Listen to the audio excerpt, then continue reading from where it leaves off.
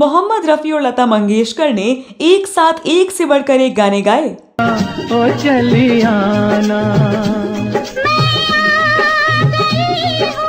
इन दोनों महान गायक गायिका के गाए गाने आज भी सुनने वालों के दिलों पर जादू करते हैं। याद आई के चली पुरवाई, जाने किस बिरहन पूरी दुनिया इन दोनों के गानों की दीवानी हो गई।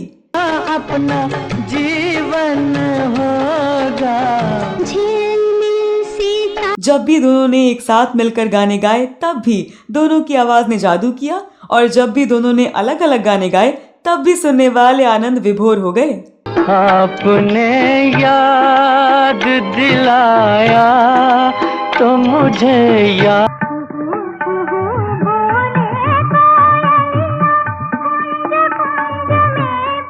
ये दिल तुम बिन कहीं लगता नहीं, हम क्या लता मंगेशकर और मोहम्मद रफी सिनेमा की दुनिया की एक ऐसी हस्ती रहे हैं जिनके बिना सिनेमा का इतिहास हमेशा अधूरा रहेगा।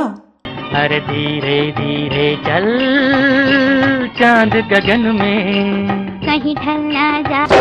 मेरे हम जोलिया खेले आँख में चोलिया, गलियों में चौबारों। फिल्म संगीत की दुनिया में जितने प्रेम गीत लता मंगेशकर और मोहम्मद रफी ने गाए उतने किसी अन्य गायक गायिका ने नहीं गाए।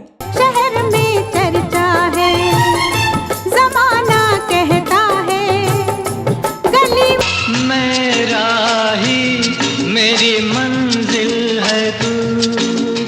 मैं जो वादा किया वो निभाना पड़ेगा।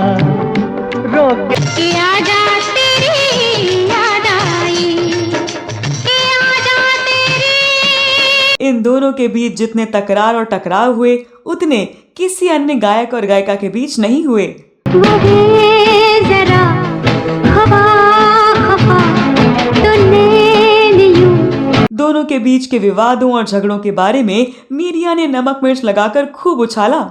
आम लोग और संगीत प्रेमी भी यही समझते हैं कि दोनों के बीच 36 का आंकड़ा था, लेकिन इस वीडियो में जो बताने जा रही हूँ उससे कुछ अलग ही तरह की कहानी सामने आती है। इस वीडियो में बताने जा रही हूँ कि आखिर इन दोनों महान गायक गायिका के बीच किस तरह का रिश्ता था।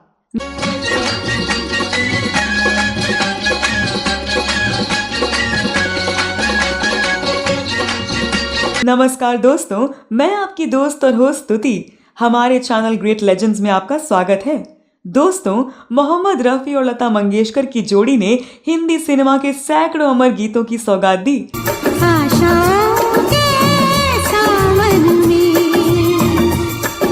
उमंगों की गली में मेरी एक लड़की कंवारी रहती है, कहीं गलियां में दरगाह बसती नहीं, सारी दुनिया ही है। लेकिन एक समय ऐसा आया कि अपनी विनम्रता और मृदु स्वभाव के लिए पहचाने जाने वाले रफी साहब और अत्यंत सुरीली गायिका लता मंगेशकर ने एक साथ गीत गाना ही नहीं बल्कि बोलचाल भी बंद कर दी। वो जब याद आए बहुत याद आए। देख लिया मैंने साजन तेरा वादा, आया मैं किसी की महफिल में। दोनों के बीच के टकराव की खबरें पत्र पत्रिकाओं में सुर्खियां बनती रहीं। इस बारे में हमने अपने चैनल पर कई वीडियो में बताया है, जिनके लिंक डिस्क्रिप्शन में दिए हुए हैं। सच्चाई क्या है ये किसी को नहीं पता, लेकिन इस वीडियो में मैं लता मंगेशकर जी के द्वारा दी गई उस श्रद्धांजलि के बारे में बताने जा रही हूँ जिसे लता दीदी ने रफी साहब के निधन के बाद दिया था। लता दी ने इस श्रद्धांजलि में रफी साहब के निधन के बारे में कहा था, रात के करीब 11 बजे होंगे, मुझे डॉक्टर राजीव शर्मा का फोन आया, दीदी एक बहुत बुरी खबर है, रफी साहब नहीं रहे। ये सुनते ही ऐसा लगा जैसे मेरे जीवन का एक हिस्सा भगवान ने काट कर मुझसे अलग कर दिया हो।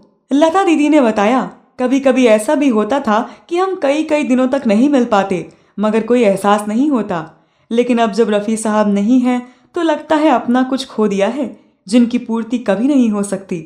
मैं रफी साहब के निधन की खबर सुनकर 3 दिन तक सो नहीं पाई। डॉक्टर मुझे नींद के इंजेक्शन और गोलियां देते रहे। लता दीदी ने कहा, शायद सन 47 की बात है। तब हम नाना चौक में रहते थे। रफ़ी साहब पार्श्व गायन के क्षेत्र में मुझसे 1 साल पहले आ चुके थे। किस संगीतकार का या किस फिल्म का गाना था ये भी याद नहीं है, मगर रफ़ी साहब रिहर्सल करने हमारे घर आते, फिर घंटों बातें करते रहते। रफ़ी साहब शायद उन दिनों भिंडी बाजार में रहते थे। उनके भाई हमीद साहब अक्सर रफ़ी साहब को लेकर हमारे घर आ जाते। हमारी माता जी से खूब बातें करते, हमारे यहाँ खाना खाते। माँ ने एक बार उन्हें सोने के बटन बनवाकर भेंट किए थे। लता जी ने उस इंटरव्यू में कहा, रफ़ी साहब जैसी रेंज बहुत कम गायकों की होती है। उनकी आवाज़ कुछ बड़ी थी, मगर ये सॉफ्ट गाना गाएं या पूरी खुली आवाज़ में स्वीटनेस बनी रहती थी। यही उनकी विशेषता थी। फिल्म संगीत में भी एक एक गायक का युग होता है। एक समय था जब सहगल के सुरों से फिल्म संगीत महकता रहता था। फिर रफ़ी साहब का युग आया। अब उस सुरीले युग का अंत हो गया है। उनकी जगह कोई नहीं भर सकता। नए लोग आएंगे, अपनी जगह बनाएंगे, मगर रफ़ी साहब तो रफ़ी साहब ही रहेंगे। खुशी की बात है कि वे फिल्म संगीत के क्षेत्र में जिस शान से आए, जिस शान से रहे, उसी शान से गए भी। वरना देखा जाता है कि फिल्म वालों का अंत का समय बिगड़ जाता है। रफ़ी साहब के बारे में बताते हुए लता जी ने कहा, धर्म और अल्लाह में रफ़ी साहब की बहुत आस्था थी। मक्का मदीना भी हो आए थे। उनमें एक कलाकार का भोलापन था। जीवन में कभी उनके मुंह से किसी के लिए कोई बुरी बात नहीं सुनी। पान, तंबाकू, शराब से सदा दूर रहे। सामने वाला जो भी कहता भोलेपन में मान जाते। चालाकी जैसी चीज से उनका दूर दूर तक वास्ता नहीं था। दूसरों की उन्हें बड़ी चिंता रहती। एक समय आया था कि मैं सिर्फ संगीतकार जयकिशन जी के ही गाने गाती थी, शंकर जी के नहीं गाती थी। फिर जयकिशन जी का निधन हो गया। शंकर जी के पास काम कम हो गया।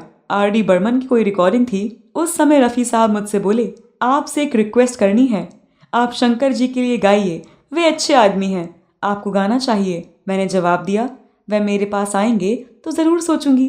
लता दीदी ने कहा था, रफ़ी साहब दान धर्म भी जी खोल कर करते थे। अगर उन्हें भनक लग जाए कि किसी संगीतकार की आर्थिक स्थिति खराब है तो वे उसकी मदद करते और इसकी किसी को खबर भी नहीं होने देते। एक बार एक रिकॉर्डिंग में मिले तो कहने लगे, हम लोग इतने बरसों से काम कर रहे हैं, इज्जत से काम कर रहे हैं, ये बनी रहे। मगर नए लोग इस बात का ध्यान नहीं रखते।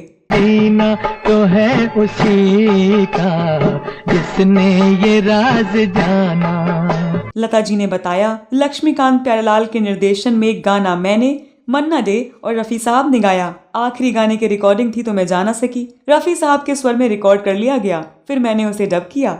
आसपास के इस गीत का मुखड़ा है, शहर में चर्चा है। यही मेरा उनके साथ अंतिम युगलगान था। यही उनका आखिरी गीत था।